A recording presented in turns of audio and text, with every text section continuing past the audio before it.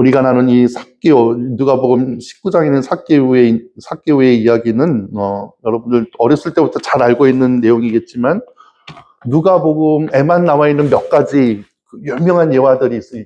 예수님의 비유들이 있는데 선한 사마리아인의 비유, 그리고 이 삭개오의 비유, 그리고 탕자의 비유 같은 것은 누가복음에만 나와 있으면서도 그 복음의 진수를 보여줄 수 있는 많은 깊은 교훈을 담고 있습니다. 특별히 누가복음 19장에 있는 삭개오의 내용은 이 삭개오의 그 비유가 끝나자마자 이제 예루살렘으로 들어가시면서 예수님의 십자가 사건이 들어갑니다. 시작됩니다. 그러니까 예수님의 십자가 사건으로 인도하는 그러한 큰 비유라고 할 수가 있고, 그리고 이 비유가 중요한 것은 18장의 내용을 좀 알아야 되는데 18장에 보면은 5가지 비유가 나옵니다. 그래서 1절에 보면은 불의한 재판관의 비유가 나오는데, 재판관이 불의하더라도 그 간절히 부르짖고 계속적으로 부르짖는 자의 그러한 기도를 듣지 아니하겠느냐라고 하시면서 7절에 보면 하나님께서 밤낮 부르짖는 택하신 자들의 원한을 풀어주지 아니하시겠느냐 그러면서 불의한 재판관이라도 간절히 부르짖는 자의 소리를 외면할 수가 없는데 하물며 하나님께서 부르짖는 자의 기도를 듣지 아니하시겠느냐, 그 비유가 나오고요. 또 두 번째 9절부터 보면은요, 이제 바리새인의 기도와 세리의 기도를 비교하시면서 대중 앞에서 뚝하니 서가지고 하나님 앞에서도 두 손 들고 딱 서가지고 내가 남보다 더 뛰어남을 감사하면서 저 사람보다 나게 삶을, 뛰어나게 삶을 감사하는 그러한 바리새인의 비유와 기도와, 또 아무에게도 고개를 들지 못하고 오직 하나님께 무릎 꿇고 고개를 숙여 주님 나 같은 죄인을 용서하여 주소서라고 기도하는 세리의 기도를 통해서 누구의 기도가 하나님께서 받으심직한 기도겠느냐라는 그러한 그 모습이 나옵니다. 그러면서 14절에 보면은 이에 저 바리새인이 아니고 이 사람, 그 세리의 의롭다 하심을 받고 그의 집으로 내려갔느니라 이렇게 합니다. 무릇 자기를 높이는 자는 낮아지고 자기를 낮추는 자는 높아지리라 라고 하면서 누가 더 주님께서 받으시는가, 누가 더 천국에서 높은 자인가를 얘기합니다. 세 번째는 15절부터 있는데 어린아이가 주님 앞에 나오려고 하니까 제자들이 그걸 막아서고 있는데, 어린아이를 막아서는 제자들을 꾸짖으면서 어린아이들이 내게 오는 것을 용납하고 금하지 말라, 하나님의 나라가 이런 자의 것이니라 라고 하면서 어린아이와 같은 믿음을 칭찬하십니다. 네 번째는 이제 다른 복음서에서는 부자 청년이라고 나와 있는데 이 누가복음에는 어떠한 관리라고 소개되고 있는데, 예수님 앞에 내가 어떻게 하여야 영생을 얻습니까? 라고 하니까 예수님께서 네가 어렸을 때부터 율법을 다 알지 않느냐? 그러니까는 제가 어렸을 때부터 율법을 다 지켰습니다. 라고 하니까 예수님께서 그러면 네가 가진 재산을 다 팔아 이제부터는 나와 함께 나를 따르라 라고 하니까 부자 청년이 근심하여 돌아갔더라 이렇게 얘기하는 장면이 나옵니다. 그러면서 자기가 구원을 얻고 영생도 뭔가 쌓고 얻어서 자기가 취해서 얻을 것이라고 생각을 했는데 예수님께서 그것을 다 버려두고 나와 함께 하자 하니까 그것을 못하는 것입니다. 자기를 채우는 데는 익숙하지만 자기를 비우는 데는 익숙하지 못하는 것입니다. 그러면서 이제 마지막 비유가 나오는데, 여리고에 가까이 가셨을 적에 이제 날 때부터 구걸하는 이제 맹인 거지, 다른 데서는 바디메오라고 하는데, 다윗의 자손 예수여 나를 불쌍히 여기소서 내가 보기를 원하나이다 라고 하니까는 예수님께서 그 바디메오의 눈을 치료해 주시면서 내 믿음이 너를 구원하였다 라고 하는 5가지 비유가 나오는데요, 우리가 내용을 잘 살펴보면 알겠지만 이 삭개오의 얘기는 이 5가지 18장에 나와 있는 5가지 비유에 있는 사람들의 결정체라고 할 수가 있습니다. 첫 번째는 가장 마지막 부분부터 여리고라는 장소의 배경이고요. 2절에는 삭개오의 뜻이, 그 이름의 뜻은 의로운 자, 가장 의로운 자라는 뜻인데 실제로 그의 직업은 세리로서 가장 죄 많은 자, 그러니까 좀 전에 바리새인의 기도와 세리의 기도가 비교가 되었는데 삭개오는 그 이름 속에서 이미 그 바리새인과 세리라는 2가지 정체성을 다 가지고 있는 이름이라는 것입니다. 그리고 키가 작은 자라는 것은요, 보통 그러니까 키가 얼만큼 작았다가 아니라 키가 작았다는 것은 그 당시 거의 난쟁이에 달할 정도로 어린아이보다도 더 작은 키를 가지고 있었던 것인데, 그 정도로 키가 이렇게 작다라고 표현된 것은 사회적인 경제적인 성공과 더불어서 쌓여있는 내면의 깊은 그 상처와 수치심을 보여주고 있습니다. 가장 마지막에 어린아이가 오려고 그랬을 때 이 어린아이가 내게 오는 것을 금하지 말라 했을 때 그 어린아이의 모습이 또 삭개오를 통해서 투영되고 있는 것입니다. 또 한편으로는 앞에 그 18장 15절에 나오는 그 어린아이와 같은 자의 모습이 투영되어 있고요.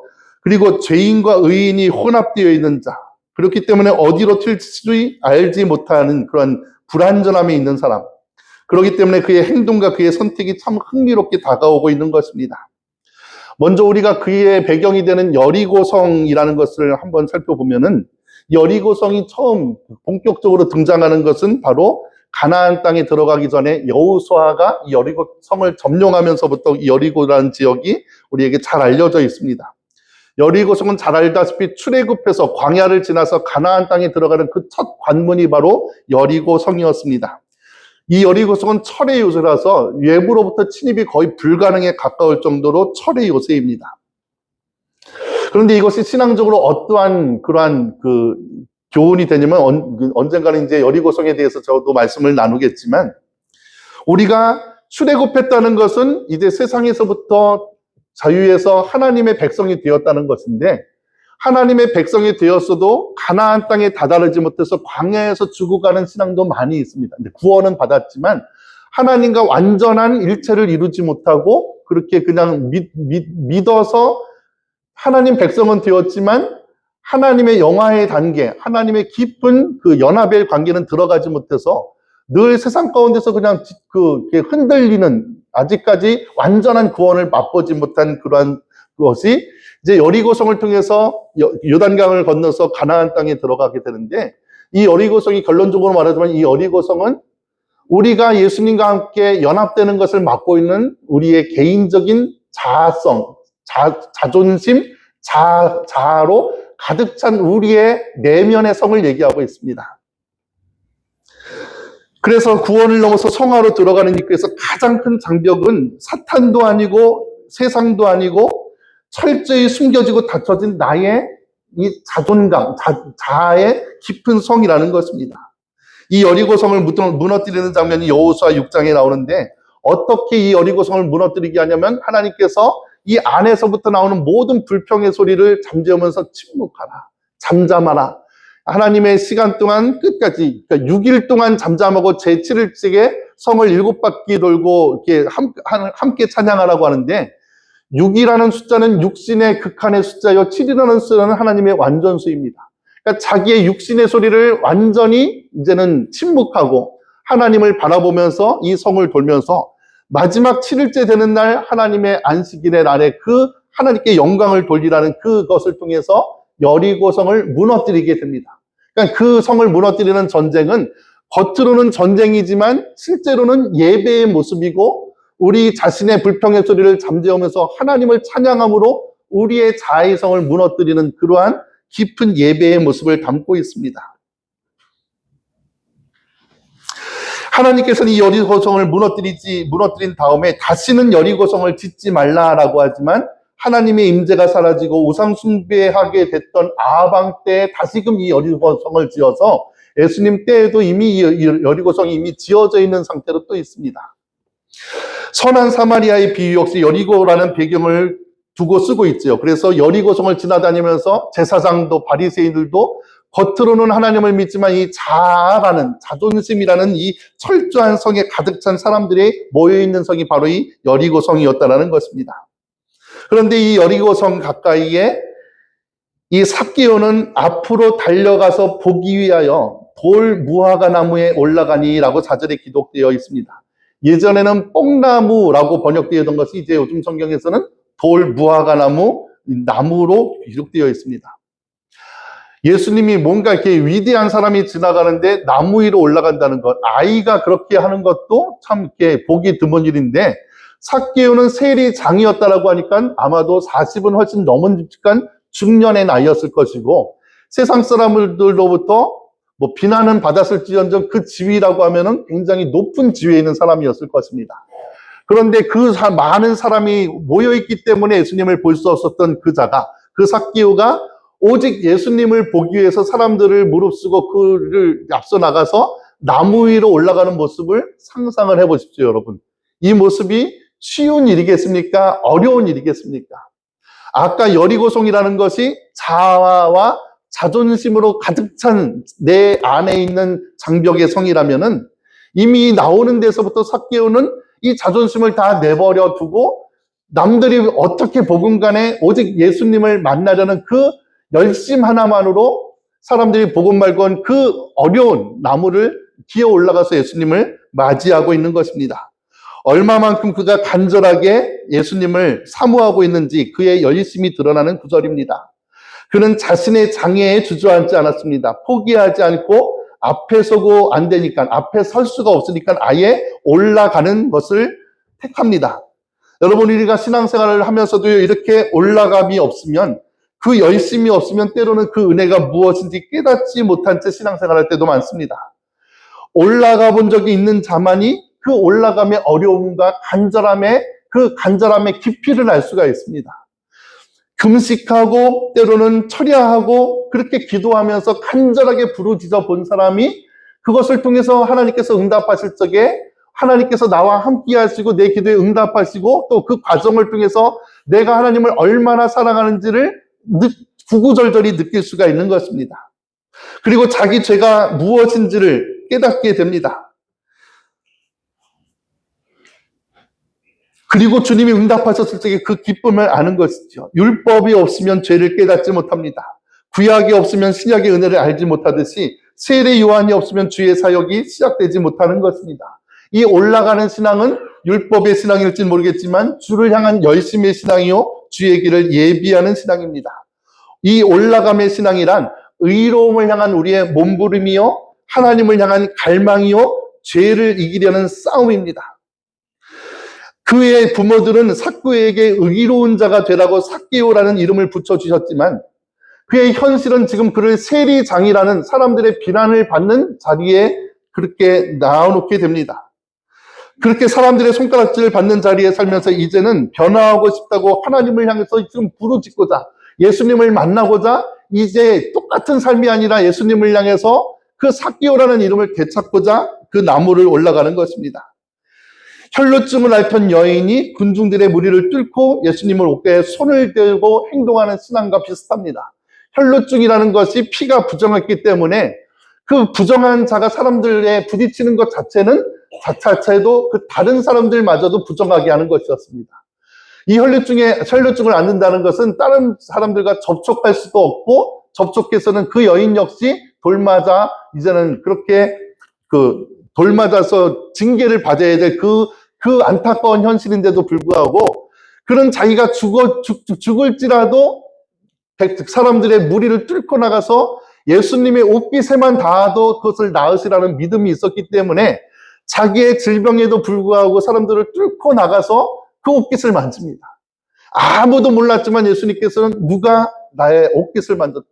제자들이 이 많은 사람 중에 누가 만졌는지 어떻게 압니까? 아니다. 나는 안다. 누가 믿음을 가지고 내 옷깃을 만졌다라고 하면서 그 여인을 찾아내어서 결국은 그 여인의 내가 이만한 믿음을 본 적이 없다라고 칭찬하시는 장면이 나옵니다.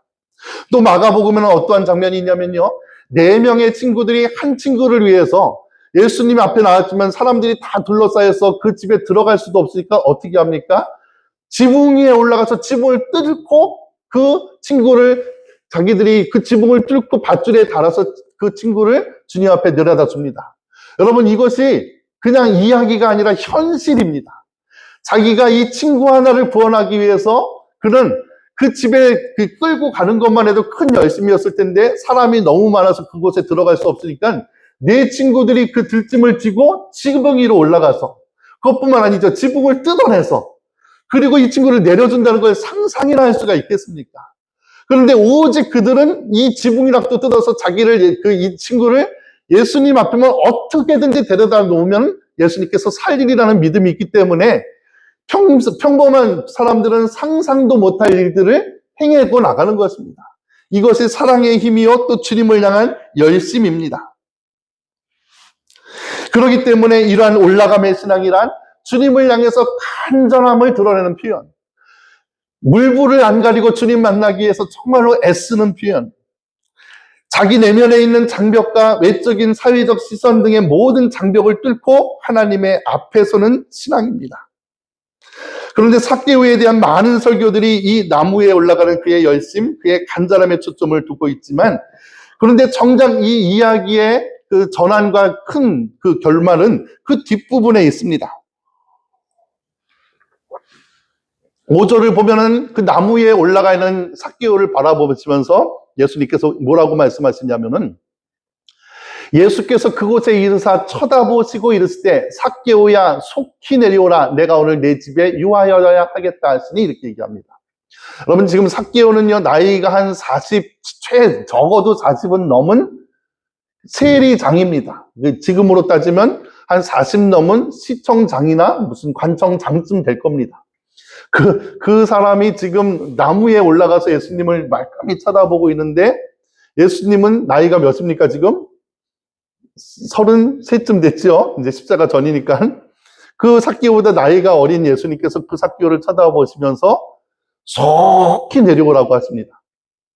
여러분이 만약에 예수님의 입장이라면 그 어린이, 자기보다 높은 어른이 나무 위에 올라가 계시다면은 빨리 내려와요 이렇게 하시겠어요? 아니면은 조심히 내려오세요, 빨리 천천히 내려오세요, 조심히 내려오세요 이렇게 말씀하시겠습니까? 조심히 내려오라고 하는 게 마땅하지요.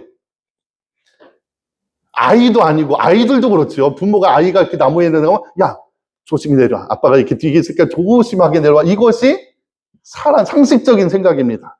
그러니까 우리가 성경에서 읽는 방법 중에 하나가 우리의 상식을 뛰어넘는 언어라든지 예수님의 표현이 있다면 그것 자체가 무언가 우리에게 의미를 주고자 하는 하나의 표현이라는 것입니다.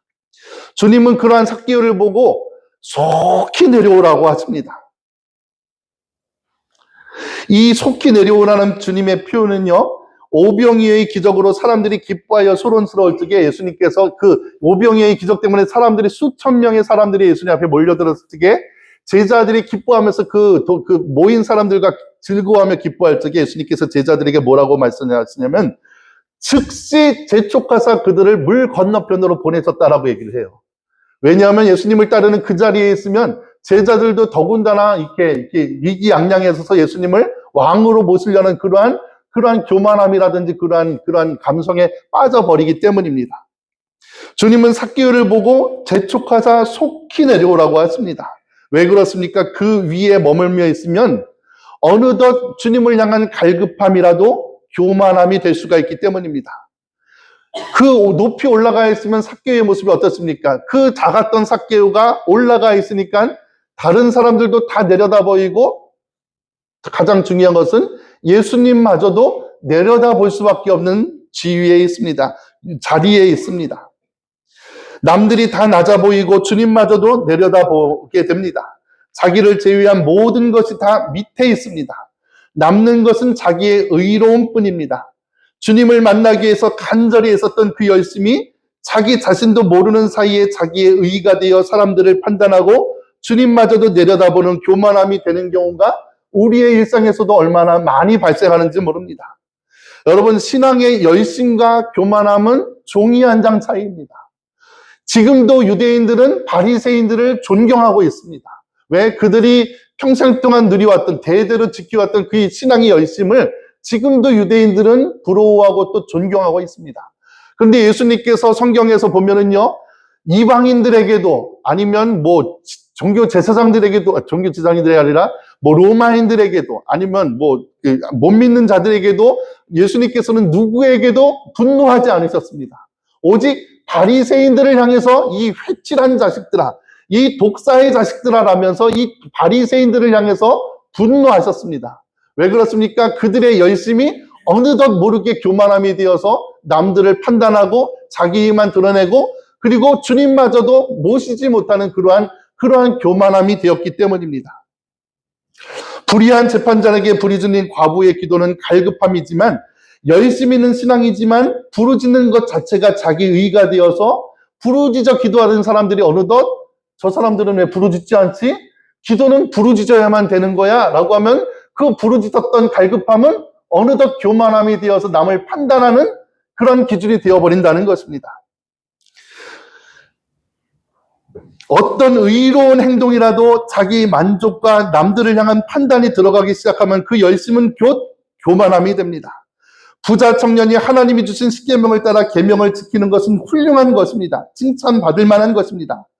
그런데도 불구하고 그는 영생에 대한 확신이 없습니다. 평안이 없습니다. 자신을 채우는 데는 자신이 있었습니다. 올라가는 데는 자신이 있었지만 올라가면 올라갈수록 자신이 돋보이지만 불안하기는 마찬가지입니다. 그런데 자신의 것을 다 나누어주고 주님을 따르라는 말씀에는 근심하여 주님을 떠났다라고 얘기하고 있습니다. 자신을 채우는 데는 익숙해져 있지만 자신을 비우는 데는 한 번도 익숙해 있지 못하기 때문입니다. 자기를 채우는 열심, 칭찬받는 열심에는 자신이 있었지만 자기를 비우는 열심, 주님만 나타내도록 사는 삶에는 익숙하지도 소망하지도 않았습니다. 자기를 높이며 기도했던 바리새인들은 거절을 당하고 자기를 낮추는 세리에게 주님은 의롭다라고 하셨으며 이 의롭다고 인정받았던 세리는 자기 집으로 내려갔더라라고 구태여 내려갔다라는 표현을 씁니다. 내려가는 세리를 보면서 주님은 자기를 높이는 자는 낮아지고 자기를 낮추는 자는 높아진다고 한 번 더 말씀해 주십니다. 내려와라, 오늘 나가 내 집에 유하여야 하겠다라는 것은 부자 청년에게 하신 그 요청과 같은 말씀입니다. 너가 지금 열심히 있는다고 그 위로 올라갔지만 그 교만함에서 내려오면 너를 채우고 높이고 돋보이게 하고 인정받으려 하는 것에서 내려와서 나와 함께 거하자라는 것입니다. 이 요청 안에는 부자 청년에게 하신 내가 그동안 쌓아놓았던 너의 방법, 너의 소유를 다 나누어주고 나와 함께 하자라는 숨겨진 의도가 있었습니다. 그런데 그 부자 청년과는 달리 삭개오는 이 말씀을 듣고 급히 내려와 즐거워하였더라라고 성경이 표현하고 있습니다. 주님이 말씀하지 않으셔도 그는 그 소유를 가난한 자들에게 절반을 나누어주고 내가 누군가에게 갈취한 것이 있다면 4배나 나누어 주겠다라고 얘기합니다. 그 당시 세리는 4배, 5배, 8배까지 다 갈취하는 것이 기본 상식으로 되어 있습니다. 근데 세리의 이 삭개오의 이 말을 보면서 그가 남들에게 비난을 받았을지언정 그래도 정직하게 살고자 했었던 그 세리라는 것을 우리는 알 수가 있습니다. 그 모든 것이 아니었어도 나는 내 재산의 절반을 이미 가난한 자들에게 내놓을 터지요.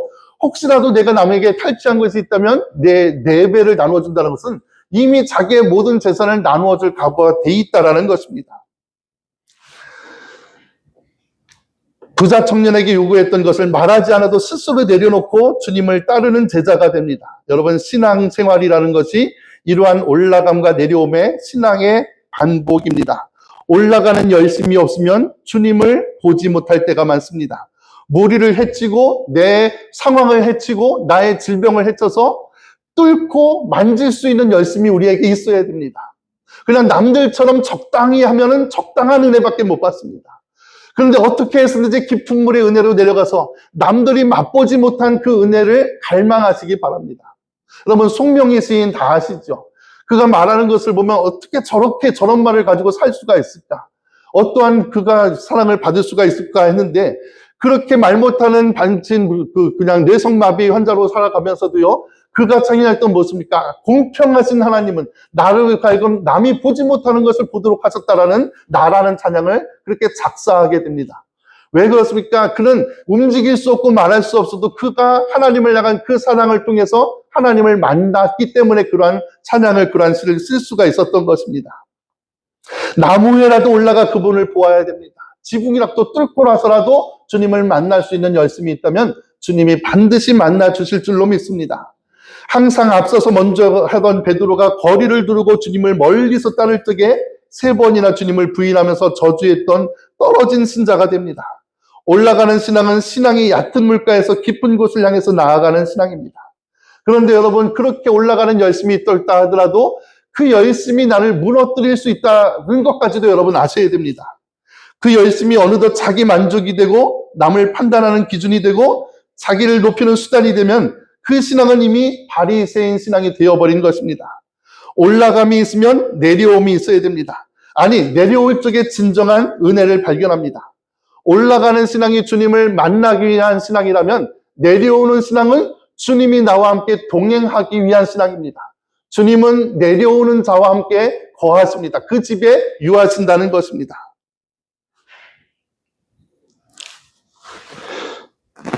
센트럴밸리 한인연합교회의 이제 새로운 역사를 시작하면서 저는 함께할 수 없는 둘을 함께할 수 있는 공동체가 되게 하는 것이 목사의 사명이라고 생각을 합니다.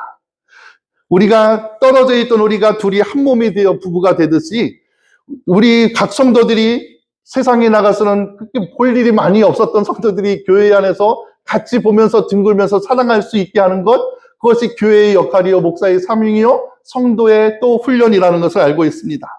그 안에서 성령을 발견하고 신뢰하면서 다양한 은사와 직분을 감당하게 하는 것입니다.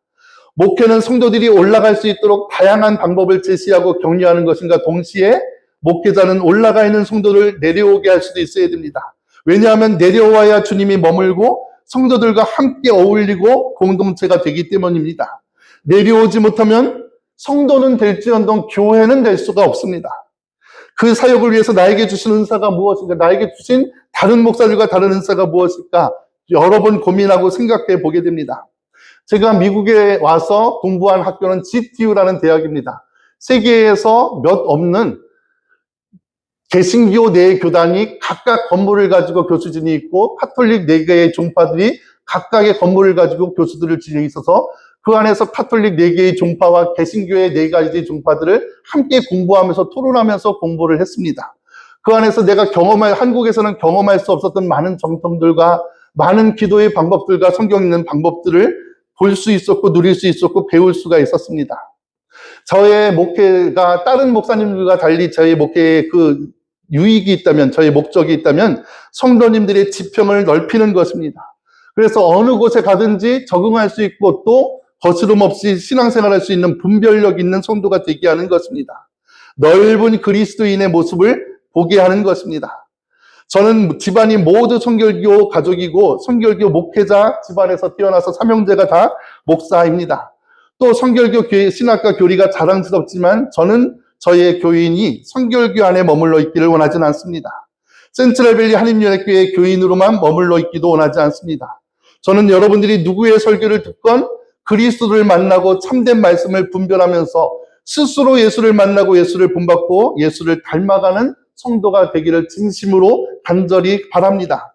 저는 진심으로 우리 교회 성도들이 나의 신학과 영성을 능가해서 주님과 더 깊이 교제하고 분별하고 열매 맺는 성도가 되기를 원하고 있습니다. 내 사람, 내 교인이 아닌 그리스도의 사람, 그리스도를 체험하는 교회가 되기를 기도하며 소망하고 있습니다. 한 신앙서적을 통해서 이전에도 한번 나누었지만 접하게 된 예가 있습니다. 같은 시대를 살았던 영국의 명설교자 찰스 스펄전과 조셉 파커의 목사님에 대한 이야기입니다. 두 설교자는 당대의 동시대에 살면서 영국을 대표했던 뛰어난 설교자였습니다. 이 두 설교자의 설교를 듣기 위해서 미국에서부터 목회자들이 모여서 두 교회를 방문하게 되었습니다. 피터 파커 목사님이 신무하는 시티 템플 교회에 먼저 가서 수많은 성도들이 모여있고 아름다운 예배당에서 피터 파커는 그 명성답게 열심히 열성적인 설교를 했습니다. 예배를 끝나면서 방문했던 미국인 목사님들도 또 주위에서 들려드는 소리가 하나같이 정말로 얼마나 뛰어난 목사님이신가, 얼마나 뛰어난 설교자인가, 바로 Great Preacher라는 탄성들이 여기저기서 나타나면서 미국 목사님들도 그러한 칭찬을 했습니다. 이 다음에 찰스 스펄전 목사님의 교회에 방문하게 됐습니다. 그 교회에 가서 조용하게 얘기하시는 그 찰스 스펄전 목사님을 듣고 나오는데 교회 건물도 성도들도 다 있게 만들고 설교에 빠져들면서 나오면서 사람들이 하는 소리를 듣게 됩니다. 얼마나 뛰어나신 그리스도인가, 얼마나 하나님의 사랑이 놀라운가. 목사님의 이름도 없고 교회의 이름도 없고 오직 하나님의 이름만 남겨졌습니다. 저는 그러한 교회와 그러한 목사와 그러한 여러분들이 되기를 원합니다. 사람은 죽어서 이름을 남기고 호랑이는 죽어서 가죽을 남기고 사람은 이름을 남긴다라고 하면서 자기 이름을 어깨 들키지 남기는 것이 내 일생의 명예라고 생각할 수 있을진 모르겠지만, 우리가 진실한 그리스도인이라면 우리가 죽어서 예수만을 남길 수 있었으면 좋겠습니다. 그것만을 꿈꿀 수 있었으면 좋겠습니다. 여러분, 그래서 우리가 오늘 이 말씀을 통해서 주님이 어떻게 삭개오를 만났는가, 이 삭개오를 통해서 어떻게 십자가까지 진행이 되는가, 그래서 정말로 우리의 안에 있는 모든 상처와 장벽을 뚫고 예수님을 만날 수 있는 열심이 있기를 원합니다. 그렇게 예수님을 만나신 여러분들께서 이제는 자기의 모든 것 내려놓고 주님과 함께 동행하면서 주님이 원하시는 삶, 기뻐하시는 삶, 자기를 내려놓는 삶까지 가서 정말로 주님의 장성한 분량에까지 다다를 수 있는 저와 여러분들, 우리 센트럴밸리 한인연합교회의 모든 성도님들이 되시기를 주님의 이름으로 간절히 축원드립니다. 기도하시겠습니다.